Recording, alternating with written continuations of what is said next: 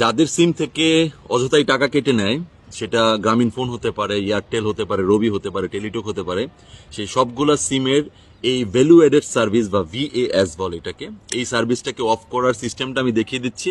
খুব important video, আমি চারটা দিচ্ছি, চারটা দেখুন এবং আমি ডিটেলস বলে দিচ্ছি কি করতে হবে।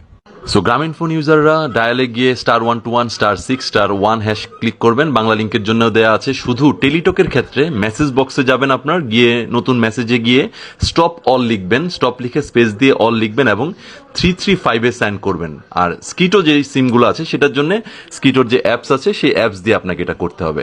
সো এইভাবেই আপনাদের যাবতীয় যাদের প্রবলেম হচ্ছে যে টাকা কেটে নেয়, এই টাকা কাটার সার্ভিসগুলোকে অফ করাতে পারবেন। Thank you, take care, bye by.